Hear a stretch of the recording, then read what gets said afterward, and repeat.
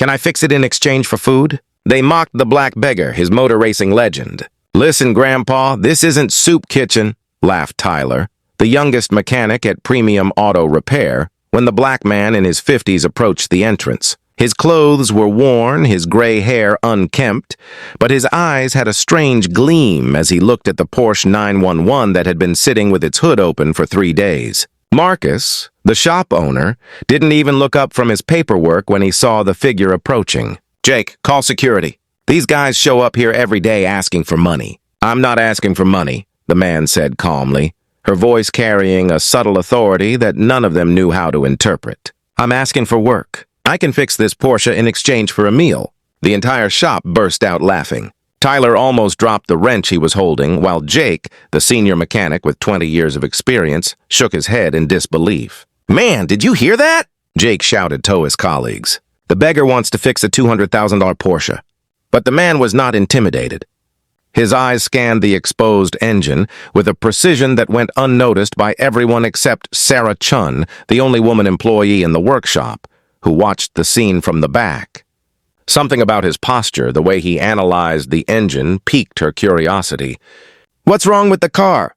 he asked, ignoring the laughter. "What's the problem?" Marcus finally rose from his chair, irritated. "The problem is that you're in my shop acting like he has some right to be here." His man did not respond to the provocation. Instead, he tilted his head slightly, listening to the engine Jake had just started for yet another failed test. "Direct injection system," he said calmly. "Fuel pressure sensor failing. That's why the engine stalls at high revs. It's not a mechanical problem. It's electronic." The silence that followed was awkward. Jake had spent 3 days looking for exactly this kind of fault without success. "Just by listening?" Tyler asked, less mocking now. "How the hell do you know that just by listening?" But Marcus quickly regained his arrogance. "Lucky guess. Anyone can kick and hit by chance." A man smiled for the first time. A smile that carried memories of better days. It wasn't a guess. That specific noise happens when the sensor sends inconsistent data to the control unit. The engine cuts off the fuel injection as a safety measure. Sarah approached intrigued. There was something familiar about that technical explanation, about the confidence with which he spoke about systems she knew were too complex for casual knowledge. "And how do you know so much about Porsche?" she asked, ignoring the angry glances from her colleagues. The man hesitated for a moment, as if deciding how much to reveal. "I've worked with sports cars before." "Where?" Marcus asked sarcastically. "At the junkyard." More laughter filled the workshop, but this time his man did not smile. For an instant, something dark passed through his eyes, an ancient pain he carried like an invisible scar. "In various places," he replied evasively. "I can prove I'm right about the sensor. I just need a diagnostic tool." Tyler pointed to an expensive machine in the corner of the workshop. "Do you know how to use an advanced OBD scanner?" "I do." The answer was so simple and confident that even Marcus was intrigued despite himself.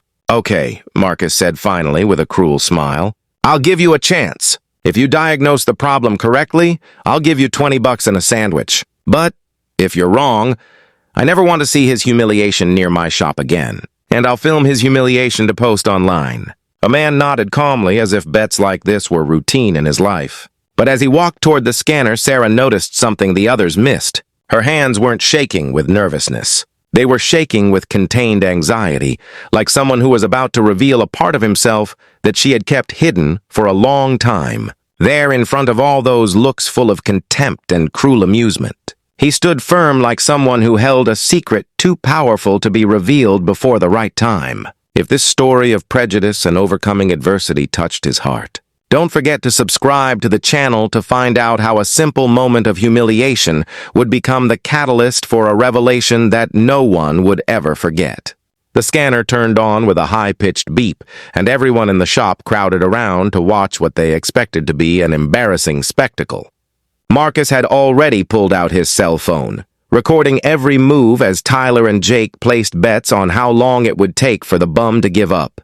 $20. He doesn't even know how to turn this thing on, Jake whispered to Tyler, loud enough to be heard. But the man connected the diagnostic cable to the Porsche's OBD port with an ease that made Sarah frown.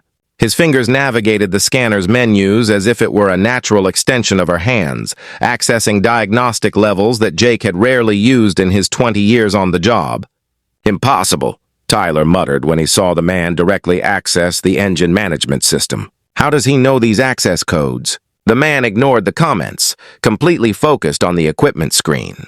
For a few moments, the only sound in the workshop was the electronic beep of the scanner as he scanned technical data at impressive speed. "There it is," he said calmly, pointing to the screen. "Code P0294. Fuel pressure sensor out of parameters." Just as I said. The silence was awkward. Jake approached the machine, checked the reading, and his face drained of color. That's right," he admitted reluctantly. 3 days of searching, and this guy got it right in 5 minutes. Marcus quickly put his cell phone away, clearly annoyed that he hadn't gotten the humiliation he had hoped to film. "Beginners is luck," she muttered. "Anyone can press buttons at random until they get it right. Random buttons." The man turned to Marcus for the first time, a dangerous glint in his eyes. "Do you want me to explain why this particular sensor fails on this model when the fuel filter isn't changed at the recommended intervals?" The question caught Marcus off guard. He had no idea how to answer. Tyler tried to regain control of the situation. "Okay, you got lucky this time, but betting on a hunch doesn't make you a mechanic." "A hunch?" The man smiled, but there was no humor in that expression. "I can list 3 other problems this car will have in the next 6 months if they aren't fixed now." "How can you know that?" Sarah asked, approaching him. There was something about his confidence that piqued her professional curiosity. The man hesitated again as if deciding how much to reveal. "Because I've seen this pattern of failures hundreds of times. Porsche 911 2011 to 2015 has a predictable sequence of problems when poorly maintained." Jake shook his head in disbelief. "Hundreds of times? Where the hell did he work that he saw Porsches hundreds of times in places where cars like this were the norm, not the exception?" He replied evasively. Marcus didn't like the direction the conversation was taking. He was losing control of the situation, and her authority was being questioned by someone who should have been begging for food. "Listen here, Grandpa," he said, approaching aggressively. "I don't know what game you're playing, but this is a serious repair shop. We don't need cheap tricks to impress anyone." "Tricks?" A man stared him straight in the eye. "Want to see a real trick?" Before anyone could respond, he walked over to a BMW X5 that had been sitting in the corner for 2 weeks. "That car over there? You told the customer they need a new engine, right?" Marcus tensed. It was true, but how the hell did this guy know that? "The problem isn't the engine," the man continued. "It's the high-pressure fuel pump, a Bevan 200 part. You quoted $15,000 for a new engine." Tyler swallowed hard. "How can you tell just by looking?" "Because I heard the telltale noise when you started the car earlier." The man walked over to the BMW. "I can prove it." Sarah watched in fascination as he opened the hood and pointed to specific components with surgical precision. "Look at these fuel lines, the wear here, the oxidation there. These are classic symptoms of a high-pressure pump failure." Jake quickly checked with another scanner and confirmed the diagnosis. His face was red with embarrassment. "My God," Sarah murmured. "If he's right, we were going to charge the customer $14,000 more for a problem that doesn't exist." Marcus realized he was completely losing control. It's a coincidence. 2 coincidences in a row, nothing more. The man stared at him with a look that made Marcus's blood run cold. For a moment, he saw something in those eyes that he recognized instinctively. The quiet authority of someone who had commanded, who had led, who had been respected. "Coincidence?" the man repeated slowly. Like when he said his diagnosis was beginner's luck. The tension in the workshop was palpable. Sarah felt she was witnessing something much bigger than a simple misunderstanding. There were layers to this situation she didn't yet understand. "Do you still want that sandwich?" Marcus asked sarcastically, trying to regain his dominant position. "Or are you going to keep pretending to be an expert on luxury cars?" A man was silent for several long seconds. When he finally spoke, her voice carried a deep sadness that made Sarah shiver. "I've been many things in my life," he said calmly, "but I've never pretended to be something I'm not." He started walking toward the door, but Marcus couldn't let him go. The humiliation he had planned to film had backfired, and that was unacceptable. "Hey, wait a minute!" Marcus shouted. "You come here 'cause trouble do some magic tricks and think you can walk out like some kind of hero?" The man stopped at the door. "Can walk out like some kind of hero?" The man stopped at the door without turning around. "Heroes don't exist," she replied, her voice almost inaudible.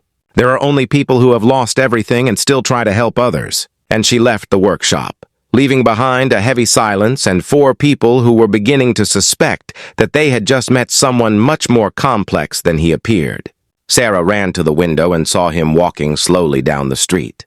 Her hands in her pockets, her shoulders hunched like someone carrying an invisible weight. For a moment, she swore she saw him stop in front of a photo of a child stuck to a lamppost. One of those missing person photos that no one notices anymore. What she couldn't see was the tear that ran down his face as he recognized in that child's eyes. The same innocence that her own daughter had lost 15 years ago on a rainy night he would never be able to forget. Every perfect diagnosis, every moment of humiliation accepted in silence. Every day lived on the streets. It was all part of a penance he had imposed on himself for a tragedy that still consumed him inside. But what the arrogant mechanics at Premium Auto Repair didn't know was that they were dealing with someone who had already lost everything once her. And when you have nothing left to lose, each new injustice only fuels a determination he could not yet comprehend. Sarah couldn't sleep that night. Something about the way the man analyzed the cars, the surgical precision of his diagnosis, the way he navigated the electronic systems as if it were second nature, it all hammered at her mind. The next morning, she arrived at the shop an hour early and went straight to the computer. If her suspicions were correct, there would be digital traces of that extraordinary technical knowledge. Direct injection system, fuel pressure sensor, high-pressure pump, she muttered, typing in the specific terms he had used. Porsche 911 2011 to 2015. The results left her speechless. These weren't specifications that any mechanic would know by heart. They were technical details that only specialized engineers or professional drivers would have a complete grasp of. Tyler arrived to find her still glued to the screen. "Sarah, what the hell are you doing here so early? Researching that man from yesterday?" She turned the screen toward him. "Look at these technical forms.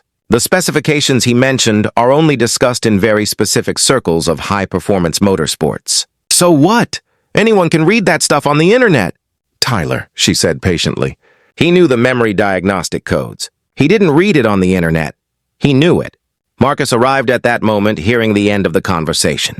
"Are you still talking about that nutcase?" "Forget it, Sarah. It was luck, coincidence, anything but real talent." But Sarah had found something more intriguing. On a specialized forum from 2007, a user with the handle Dark Horse Racing had posted incredibly detailed technical analyses of the same models that his had diagnosed yesterday. "Marcus, look at this," she insisted, showing him the screen. "This guy here was predicting exactly the problems our beggar identified only 15 years before the cars hit the market." "Coincidence," Marcus repeated, but her voice sounded less certain. That's when the workshop door opened and his reappeared. This time he wasn't alone. An elegant middle-aged woman accompanied him. Someone who clearly didn't belong in that working-class neighborhood. "Good morning," he said calmly. "This is Catherine Morrison, owner of a McLaren 720S that you said was beyond repair." Marcus Paul, that case had been his biggest failure in recent months. A $600,000 McLaren with an electronic problem that no repair shop in town had been able to fix. "Ms. Morrison," Marcus stammered. "What are you doing here with he?" Catherine smiled coldly. "I met this gentleman last night in the hotel parking lot. When I mentioned my car problem, he gave me such an accurate technical explanation that I decided to bring him here myself." "He gave you a technical explanation about a McLaren?" Tyler asked incredulously. "Failure of the hybrid system control module," his man said calmly. "Conflict between the electric motor and combustion engine software protocols. Known defect in the 2019 models, but McLaren never publicly admitted it." The silence in the workshop was awkward. Sarah quickly checked the computer and found exactly what he had described, a confidential technical bulletin that only authorized McLaren dealers should have access to. "How do you know that?" Jake asked, arriving at that moment and overhearing the conversation. The man hesitated, that same evasive look from before. "I've worked with high-performance cars." "Where?" Marcus insisted, her arrogance giving way to something resembling nervousness, various places over the years. Catherine noticed the tension in the air. "Well, if you don't want to fix his car, I can take it somewhere else." No, Marcus hurriedly said. "Of course we want to fix it. It's just that he—" The man calmly pointed at Marcus, said his knowledge was just showmanship. The situation was getting awkward. Catherine was clearly an important customer, and her presence there with his bum was making Marcus break out in a cold sweat. "Maybe we can make a deal," the man said. "If I fix Ms. Morrison's McLaren, you give me a real chance to show what I know. Not to earn a sandwich, but to work." Marcus looked at Catherine, then at the man, quickly calculating. If he failed, he would be humiliated in front of a wealthy customer. If he succeeded, well, Marcus didn't even want to think about that possibility. "What if you don't succeed?" Marcus asked. "If I don't succeed, I'll never come back here again, and you can film my departure and post it wherever you want." Sarah watched, fascinated as the two men stared at each other. There was something about this negotiation that went far beyond a simple automotive diagnosis. "All right," Marcus finally agreed. "But you have 2 hours. If you don't fix it in that time, you're out of here for good." His man nodded and walked over to the McLaren. Her hands touched the hood with an almost religious reverence, as if she were reuniting with an old friend after years of separation. Catherine approached Sarah. "There's something special about this man," she whispered. "Last night, when he explained the problem with my car, it was like listening to a master talking about his art." Sarah nodded, watching as he opened the hood of the McLaren with precise, confident movements. "May I ask you a question, Mrs. Morrison? How exactly did you two meet?" He was sitting on the curb looking at a small photo and crying softly. "When I approached to offer help, he asked me if I had children." Catherine wiped her eyes. "He said she lost her a long time ago and has been trying to find a purpose ever since." The revelation hit Sarah like a punch in the stomach. Suddenly it all made sense. The sadness in his eyes, the way he talked about cars as if they were more than machines, the silent acceptance of humiliation. Meanwhile, a man worked on the McLaren with a total concentration that mesmerized everyone in the workshop. Every movement was calculated. Every decision was precise. It was like watching a surgeon saving a life. 2 hours passed like 2 minutes. When he finally looked up, his eyes shone with a satisfaction he hadn't shown since he first appeared there. "Done," he said simply. Catherine started the car, and it purred like a satisfied cat. The difference was audible. Where before there had been strange noises and hesitation, now there was only pure, controlled power. "My God," she murmured, tears in her eyes. 3 dealerships told her it was impossible to fix without replacing the entire module for $80,000. Marcus was in shock. Jake and Tyler looked like they had seen a ghost. Sarah, however, was beginning to piece together a much bigger puzzle. That afternoon, as is prepared to leave after refusing any payment from Catherine, Sarah caught up with him on the street. "Wait," she called. "I need to ask you something." He stopped, but didn't turn around completely. "You're not an ordinary mechanic, are you?" He was silent for several long seconds. When he finally spoke, her voice carried the weight of years of pent-up pain. "I've been many things in my life. Mechanic was never one of them." "Then what were you?" For a moment, when he turned to look at her, Sarah saw beyond the unkempt appearance. Beyond the sadness, beyond the resignation, she saw a man who had once commanded $500,000 machines at 300 km/h, who had tasted victory and felt the weight of absolute loss. "I was someone who believed that speed could cure any pain," he replied, "until I discovered that some wounds only heal when you stop running from her." And he walked away, leaving Sarah standing there, realizing that she had just met someone whose story was much deeper and more tragic than anyone in the workshop could have imagined. That night, she would return to the computer with a new suspicion, and what she would discover about that man would change not only her perception of him, but everything she thought she knew about legends. Downfalls and impossible second chances. Sarah spent the entire night researching. When Thiessen rose, she had a discovery in her hands that would change everything forever. "David Williams," she murmured, staring at the computer screen. 3-time Formula One world champion known as the Ghost for his ability to appear out of nowhere and win impossible races. The photos showed a younger man with dark hair, holding trophies and champagne, surrounded by crowds chanting his name. The same face that yesterday had been humiliated by a sandwich. Further research revealed the tragedy. In 2009, during a race in Monaco, a miscalculation by the team caused his car to crash at 300 km/h. He survived, but her 8-year-old daughter who was watching from the stands had a heart attack from the shock and died in the hospital. Her wife couldn't forgive him and committed suicide 6 months later. David Williams disappeared from the public eye that same year, sold everything, donated millions to charity, and vanished until yesterday when he showed up asking to repair a car in exchange for food. Sarah arrived at the workshop determined but found a surprise. Marcus was recording a mocking video on his cell phone. "Guys, you won't believe the story I have to tell," he said to the camera. "Yesterday, a beggar showed up here who thought he was a mechanic. The guy was so desperate he offered to work in exchange for food." Tyler and Jake laughed in the background, reenacting the man's moments of humiliation. "The funniest part," Marcus continued, "is that the old man did some tricks with a scanner and now thinks he's an expert on luxury cars. I'm going to post this and get thousands of views with his face on it." Sarah felt her blood boil. "Marcus, you can't post that." "Why not? It's free content." "Homeless man tries to be a mechanic and fails miserably. Is going to go viral because you're about to become the biggest idiot on the internet." His Marcus stopped recording, annoyed. "What are you talking about?" Sarah opened her laptop and turned the screen so everyone could see. "Folks, allow me to introduce David the Ghost Williams, 3-time Formula One world champion, winner of 23 Grand Prix races, and considered one of the most talented drivers in the history of motorsports." The silence in the workshop was deafening. Marcus looked at the screen, then at Sarah, then back at the screen. That's impossible," Tyler stammered. "The guy was ordering food." "The guy," Sarah continued relentlessly, "lost everything after a personal tragedy and has been living on the streets for 15 years. And yesterday you humiliated a world legend because he looked different than you expected." Jake approached the screen, studying the photos. "My God, it's he himself." "I had posters of this man in my room when I was a teenager." Marcus was as pale as a sheet.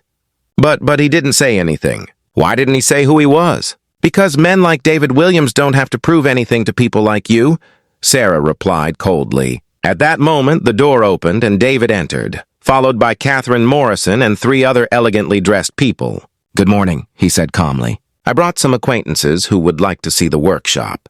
Marcus gulped as he recognized one of the figures. Jonathan Reed, CEO of Reed Automotive Group, the largest luxury car dealership chain on the East Coast. "Mr. Williams," Reed said respectfully when Catherine told him about his impressive diagnostics. He had to come see for himself. "He's offering his position of technical director of our performance division. Starting salary of $500,000 a year, plus profit sharing. Our offer is $2 million a year." David listened silently, but his eyes met Marcus's. "Interesting how people change their behavior when they find out who you really are." Sarah approached him with a laptop. "David, you need to see something." She showed him the video Marcus was recording. David watched silently as Marcus and the others mocked her, planning to make her humiliation go viral on social media. "You were going to post this?" David asked Marcus, his voice dangerously calm. Marcus tried to explain, but his words came out jumbled. "I didn't know." "I'm sorry. I didn't know that I was famous, that I had money." David moved closer to him. "Or didn't you know that I was a human being who deserved basic respect?" Jonathan Reed overheard the conversation, and her expression changed completely. "Marcus Thompson. Correct. Are you the owner of this repair shop?" "Yes, sir." Marcus replied nervously. "Well, I just canceled the maintenance contract my company had with you. 50 cars a month, $300,000 a year. I don't do business with people who humiliate vulnerable individuals." Catherine joined the conversation. "I'm also going to recommend to all my friends at the club that they avoid this garage. A reputation like that spreads quickly among our clientele." Tyler tried to intervene. "Gentlemen, it was just a misunderstanding." "Misunderstanding?" David asked.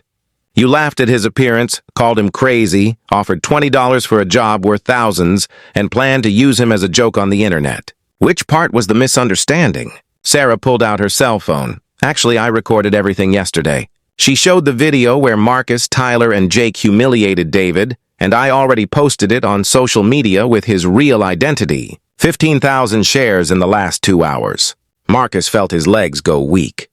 His reputation, his business, everything was falling apart in real time. David turned to Sarah. "Thank you for believing me when no one else did." Then he looked at the businessmen.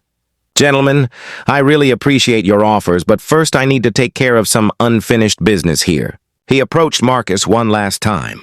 "Yesterday you said I should know my place. Today you'll find out what his is." Richard Thompson handed his card to Sarah. Young lady, if you ever want to work for a company that values character over appearances, give me a call. As the group prepared to leave, David stopped at the door. Marcus, that video you were going to post mocking me? Sarah posted the real version of the story. Now the whole world can see who really needs to learn about humility. And he left, leaving behind a silent workshop and 3 men who had just discovered the true price of prejudice. Marcus looked at his cell phone and saw notifications exploding, angry comments, customers canceling contracts, suppliers cutting ties. In a few hours, premium auto repair had become synonymous with discrimination and cruelty. Jake approached the window and saw David getting into a limousine with the businessmen, while reporters who had arrived to cover the story waited outside. "Man," Tyler muttered, "we just humiliated a world legend because he looked poor." But perhaps the most frightening thing of all was not the financial ruin that awaited them, nor the public humiliation they would face. It was the terrible realization that David Williams had orchestrated every second of those 2 days, allowing them to reveal exactly who they were before showing them who he really was. 6 months later, David Williams was the technical director of Reed Automotive Group, earning $500,000 a year. Her rags to riches story had become a Netflix documentary, inspiring millions of people around the world. Premium Auto Repair closed its doors after 2 months. Marcus lost everything. His house, his car, his reputation. Tyler and Jake were fired and had to move out of town to escape the viral humiliation. Sarah, the only one who defended him, was hired by David's team with a salary 3 times higher. "Prejudice doesn't just blind those who discriminate," David said in an interview. "It blinds an entire society to extraordinary talents hidden behind appearances they can't see." Marcus tried to apologize publicly, but it was too late. He learned that humiliating vulnerable people not only destroys other people's lives, it eventually destroys his own. The best revenge was not to destroy Marcus. It was to show the world that second chances exist for those who offer them, not for those who deny them. Not for those who deny them.